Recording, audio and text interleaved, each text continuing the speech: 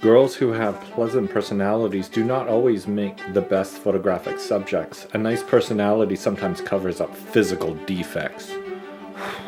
The model should look healthy, with vivid aliveness. She should have erect posture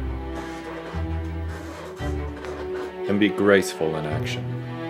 A model should be preferably between 16 and 25 years. So I'm out. I'm also out. She should be natural and unspoiled. Jeepers creepers.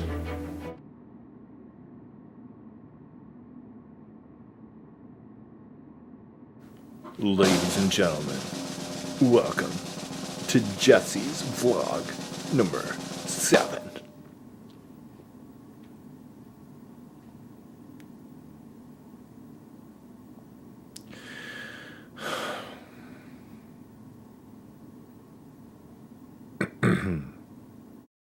So we've shot some film, we've developed some film, and now we need to digitize the film. And there's a few ways you can do it. I've been trying to figure out the best, not the best, but the most affordable, or for me, I see a lot of vloggers hawking all this gear and, everyone's obsessed with getting the right gear.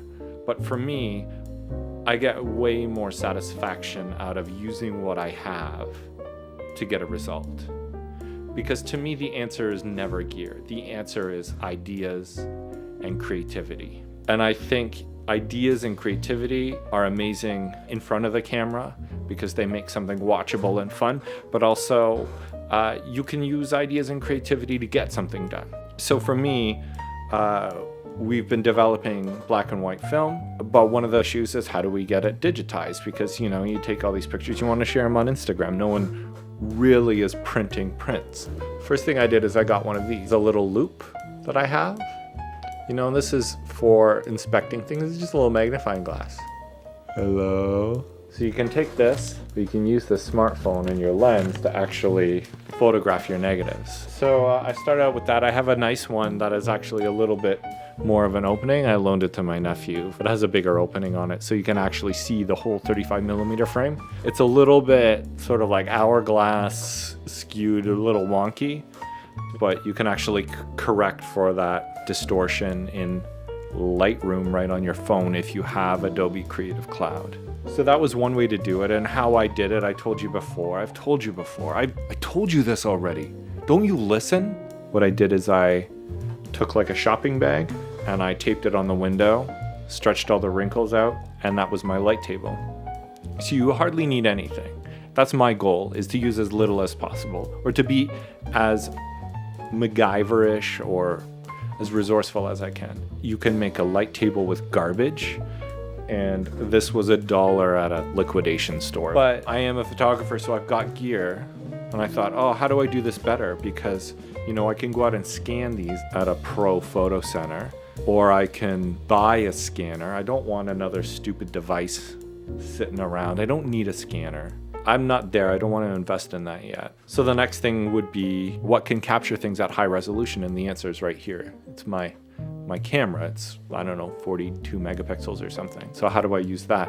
Well, the easiest thing to do is to look up macro lenses, but then you're spending another $1,000 on a lens. And then I started thinking, I have the 24-70, which is like Canon's nice zoom lens. I'll tell you about this tape on here in a second. And it focuses pretty close, not close enough. But I also had these. These are what you call extension tubes. So you've got your camera. This is my adapter for Canon lenses. So normally your lens goes right here, right? So this is your lens, right? What extension tubes do is they go on here. Those two, I stack them together, and then you put your lens on that. When your lens normally focuses like out here, this extension forces the image bigger and back further into the camera. So it moves your focus from here to like here. And these are nothing. All these are is just a tube. There's no glass. Optically passive, but they have these pins, so at least the lens still communicates. And they're like $50. If you don't have them, you should get them. So you can use them individually or you can stack them all up, you know, if you want to take a picture of a bug or something and get really close. So now I can, with this camera, make 42 megapixel, like super awesome scans. And it's not perfect. They're not going to be blown up and put in a gallery. These are a next step beyond a smartphone. But it doesn't matter. It's all fun. It's all playing around. We're figuring stuff out and making stuff with what we have.